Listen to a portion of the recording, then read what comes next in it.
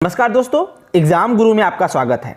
दोस्तों इस क्लास में हम लोग देखने वाले हैं Uttar Pradesh power corporation limited UPPCL JE electronics के प्रीवियस ईयर के कुछ इंपॉर्टेंट क्वेश्चन। जी हाँ दोस्तों, इस क्लास में हम लोग देखने वाले हैं प्रीवियस ईयर के इंपॉर्टेंट क्वेश्चन और उसके साथ ही साथ जो दूसरे डिपार्टमेंट में जूनियर इंजीनियर के लेवल के जो क्वेश्चंस होते हैं वो भी इस क्लास में हम लोग देखने वाले हैं और उसके एक्सप्लेनेशन के साथ। और साथ ही साथ दोस्तों हम लोग ये भी देखेंगे कि उससे और क्या किस टाइप के क्वेश्चन पूछे जा सकते हैं, क्या क्या पॉसिबिलिटीज है। तो दोस्तों अगर आप मेरे चैनल पे नए हैं तो प्लीज़ मेरे चैनल को जरूर सब्सक्राइब कर लीजिएगा। अगर आप यूपीपीसीएल जेई इलेक्ट्रॉनिक्स के लिए प्रिपरेशन कर रहे हैं तो आपको सारे क्लासेस मेरे चैनल पे मिलने वाले हैं। तो चलिए दोस्तों आज के इस क्लास को स्टार्ट करते हैं। पहला क्वेश्चन आपके स्क्रीन पे दिख रहा होगा। A PCM system uses a uniform quantizer followed by 8-bit encoder. What is the SNR for full load sinusoidal signal? SNR signal to noise ratio पूछ रहे हैं। साइनोसोइडल सिग्नल दिया गया है PCM के केस में और n की वैल्यू बिट की वैल्यू दी गई है 8 बिट। तो दोस्तों सिग्नल टू नॉइज रेशियो हो जाता है PCM के केस में। साइनोसोइडल सिग्नल अगर इनपुट दिया हो तो SNR इक्वल्स टू हो जाता है 6n प्लस 1.8 dB। ये आंसर dB में आता है। तो यहाँ पे आपको n की वैल्यू आप 8 प्लेस करेंगे तो 6 मल्टीप्लाइड बाई 8 प्लस 1.8 dB। तो इसका दोस्तों आंसर हो जाएगा 49.8 dB हो जाएगा इसका आंसर। तो ये दोस्तों ये फॉर्मूला याद रखिएगा SNR का, सिग्नल टू नॉइज रेशियो का PCM के केस में जब इनपुट सिग्नल साइनोसोइडल दिया हो तो। दोस्तों अगला क्वेश्चन आपकी स्क्रीन पे दिया है the temperature coefficient of a resistance of an insulator is. दोस्तों आपको पता है सेमीकंडक्टर का टेम्परेचर कोफिशिएंट क्या होता है। सेमीकंडक्टर का टेम्परेचर कोफिशिएंट निगेटिव होता है और हाईली सेंसिटिव होता है। ठीक है, हाईली सेंसिटिव होता है और निगेटिव होता है। ये क्यों होता है दोस्तों मैं वो आपको बताना चाहूँगा। सेमीकंडक्टर के केस में जैसे आप टेम्परेचर इंक्रीज करते हैं इसका कंडक्टिविटी क्या होता है, इंक्रीज होता है। कंडक्टिविटी इंक्रीज होता है मीन्स रजिस्टिविटी डिक्रीज करता है। मीन्स आप इधर कंडक्टिविटी टेम्परेचर बढ़ा रहे हैं, रजिस्टिविटी डिक्रीज हो रहा है, मीन्स ये नेगेटिव टेम्परेचर कोफिशिएंट हो जाता है सेमीकंडक्टर। ये क्वेश्चन बहुत बार एग्जामिनेशन में पूछा गया है। Semiconductor is a negative temperature coefficient of temperature. ठीक है, अब अगर बात करें मेटल्स की बात करें दोस्तों तो मेटल के केस में होता क्या है, मेटल में जब हम टेम्परेचर को बढ़ाते हैं, अगर कंडक्टर की बात करें तो अगर टेम्परेचर को यहाँ पे बढ़ाते हैं तो इसकी कंडक्टिविटी रिड्यूस होती है। इस पॉइंट को आप याद रखिएगा। कंडक्टर के केस में या मेटल्स के केस में इसकी कंडक्टिविटी डिक्रीज करती है, मीन्स रजिस्टिविटी इंक्रीज करेगा। मीन्स मेटल के केस में मेटल क्या होता है, पॉजिटिव टेम्परेचर कोफिशिएंट होता है। मेटल के पास पॉजिटिव टेम्परेचर कोफिशिएंट होता है। अब बात करें इंसुलेटर की दोस्तों। इंसुलेटर का जैसा आपने एनर्जी बैंड डायग्राम देखा था, इसके बीच में लगभग 6 इलेक्ट्रॉन वोल्ट की गैप होती है जिसे एनर्जी बैंड गैप बोला जाता है। अब इसमें होता क्या है, अगर आप इंसुलेटर को ज़्यादा टेम्परेचर में रखेंगे, बहुत ज़्यादा उसको वोल्टेज सप्लाई देंगे या बहुत ज़्यादा हीट उस पर प्रोड्यूस करवाएंगे या बहुत ज़्यादा एनर्जी उसको हीट में देंगे तो इलेक्ट्रॉन के पास, अब इलेक्ट्रॉन को इस कंडक्शन बैंड में जाना है, मीन्स इसको 6 इलेक्ट्रॉन वोल्ट की ज़रूरत पड़ेगी वैलेंस बैंड से कंडक्शन बैंड में जाने के लिए। अगर आप इसको बहुत ही ज़्यादा एनर्जी दे देंगे, बहुत ही ज़्यादा एक्सेस अमाउंट ऑफ एनर्जी दे देंगे, एक्सटर्नल वोल्टेज दे देंगे, तो ये इलेक्ट्रॉन एक्साइड हो सकता है और कंडक्शन बैंड में जा सकता है। इसकी कंडक्टिविटी इंक्रीज कर सकती है। ठीक है, कर सकती है मैंने बोला है। तो यहाँ पे दोस्तों जो इंसुलेटर होता है उसको अगर हम ज़्यादा एनर्जी दें, ज़्यादा एक्सटर्नल सप्लाई दें तो वो कंडक्टर की तरह बिहेव कर सकता है, वो इलेक्ट्रिकल कंडक्टिविटी प्रोड्यूस कर सकता है। मीन्स उसकी कंडक्टिविटी इंक्रीज करेगी अगर हम टेम्परेचर की वैल्यू बढ़ाए तो। कंडक्टिविटी इंक्रीज करेगी मीन्स रजिस्टिविटी डिक्रीज करेगी। रजिस्टिविटी डिक्रीज करेगी मीन्स हम कह सकेंगे इंसुलेटर भी दोस्तों क्या है, negative and dependent on temperature. Means negative temperature coefficient होता है इंसुलेटर का भी। इस पॉइंट को आप याद रखिएगा।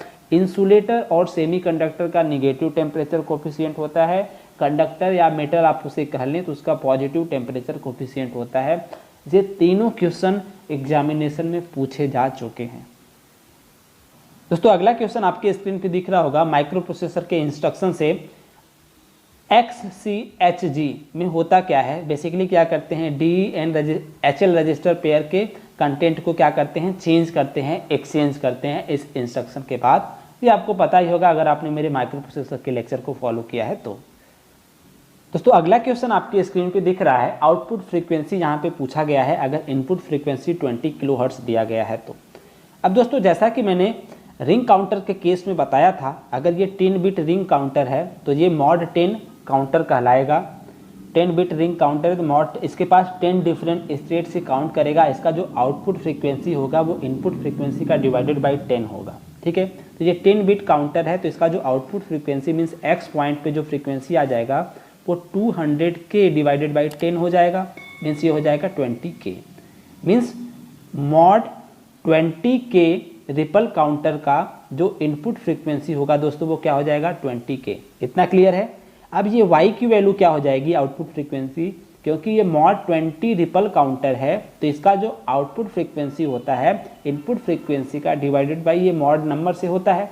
मीन्स y पे जो फ्रीक्वेंसी हो जाएगी वो हो जाएगी 20K डिवाइडेड बाई 20, राइट।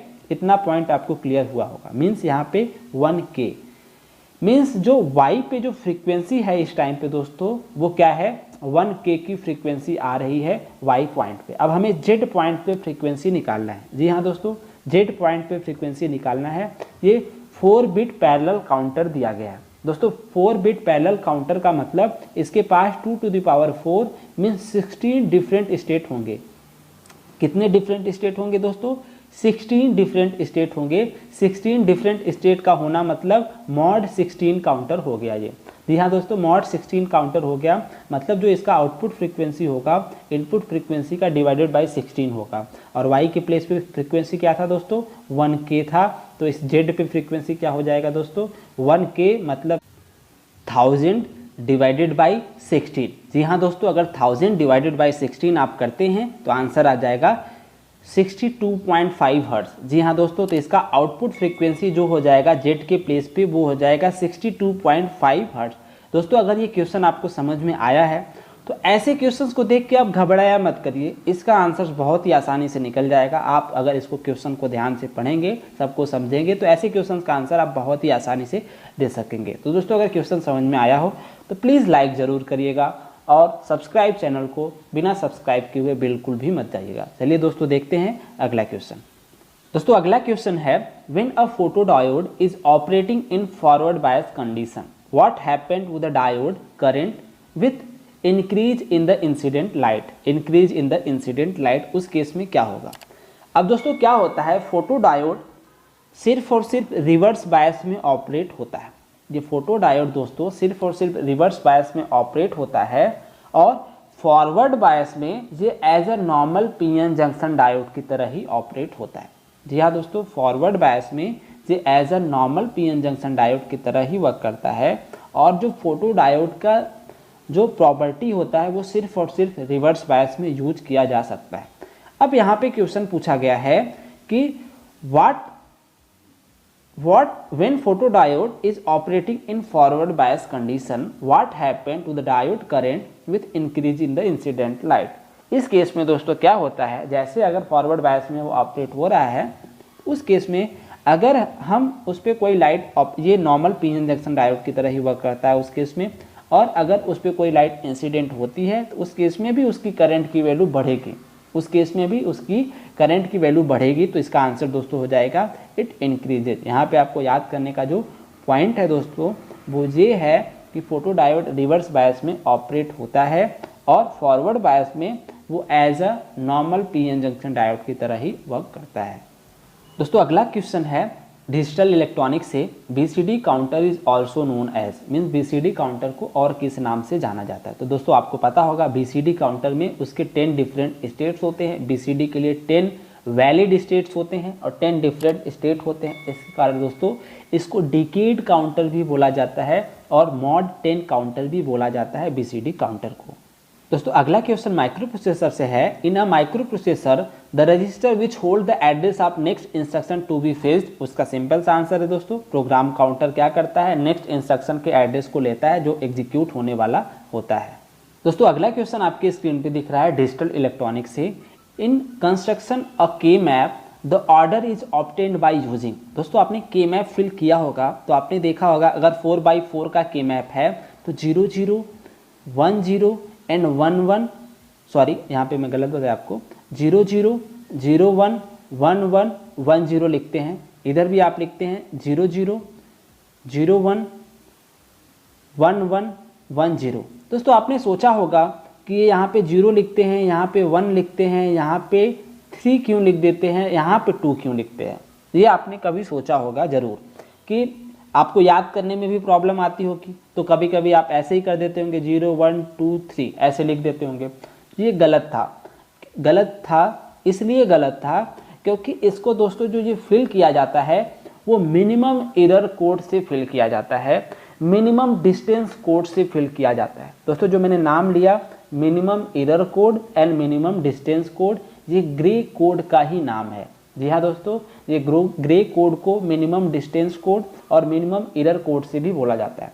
दोस्तों एक्चुअली जो हम भरते हैं, फिल करते हैं 0 1 2 3 इसी सीक्वेंस में भरते हैं। ये नंबर तो वही होता है लेकिन वो ग्रे कोड में लिखा होता है। लाइक अगर 0 का बाइनरी कोड लिखा जाए तो 0 0 और 1 का बाइनरी कोड लिखा जाए तो 0 1, 2 का लिखा जाए तो 1 0 और 3 का लिखा जाए तो 1 1। ये होता है बाइनरी नंबर। लेकिन के मैप में हम लोग क्या भरते हैं 0 0 0 1 1 1 1 0। अब दोस्तों अगर इन बाइनरीज को ग्रे कोड में कन्वर्ट किया जाए तो ये 0 का 0 हो जाएगा, 0 + 0 0 ही रहेगा। इस 0 को 0 किया जाएगा, इस 1 को 1 ही रहेगा, 0 + 1 1 ही होगा। अब दोस्तों अगर इसको देखा जाए 1 का 1 एज इट इज़ रहेगा और इस 1 को इस 0 से ऐड किया जाएगा तो यहाँ पे 1 आ जाएगा। ठीक है, अब इस 1 को 1 एज इट इज़ रहेगा और इस 1 को इससे ऐड किया जाएगा तो ये क्या हो जाएगा 0 हो जाएगा। ये पॉइंट आपको समझ में आया। मीन्स हम लिखते उसे 1 2 3 के 0 1 2 3 के फॉर्म में ही लिखते हैं, लेकिन उसका जो रिप्रेजेंटेशन होता है वो ग्रे कोड में होता है। जी हाँ दोस्तों, अगर ये बात आपको पहली बार पता चली तो लाइक करिए और चैनल को सब्सक्राइब ज़रूर करिए।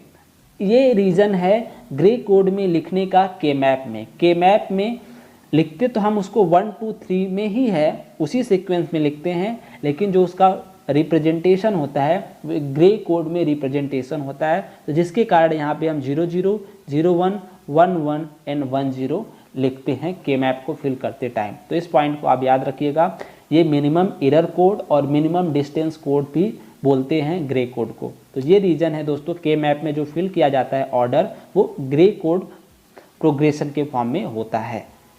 दोस्तों अगला क्वेश्चन है the pin 8085 that demultiplex the address and data pin is called ALE, address latch enable, जो कि यूज होता है लोअर एड्रेस लाइन को एज अ डेटा बिट की तरह यूज करने के लिए ALE सिग्नल का यूज होता है।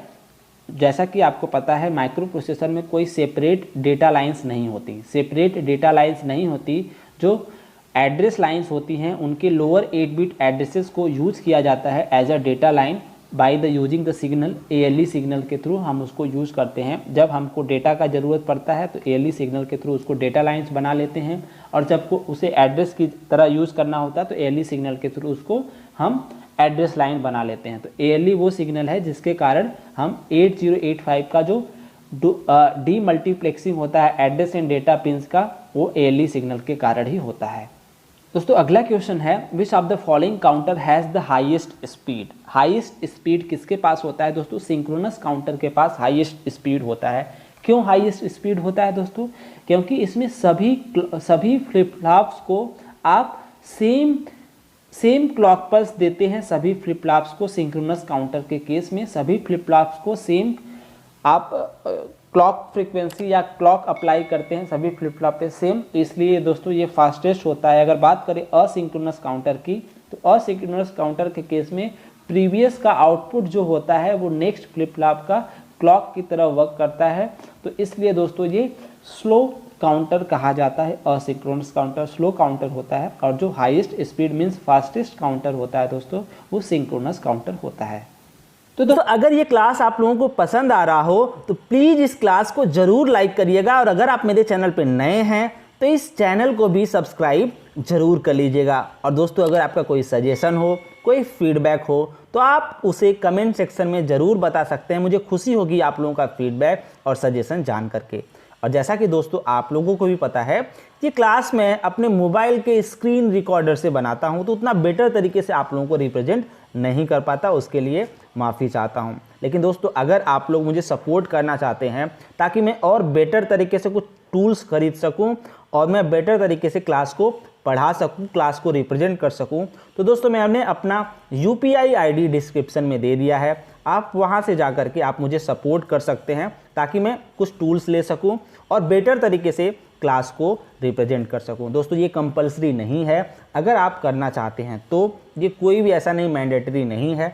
अगर आप करेंगे तो मुझे खुशी होगी और मैं जल्द से जल्द कुछ टूल्स ले सकूंगा और बेटर तरीके से आप लोगों के लिए क्लास लेके आ सकूंगा। तो चलिए दोस्तों मिलते हैं अगले क्लास में, तब तक के लिए अपना और अपनों का ख्याल रखिएगा।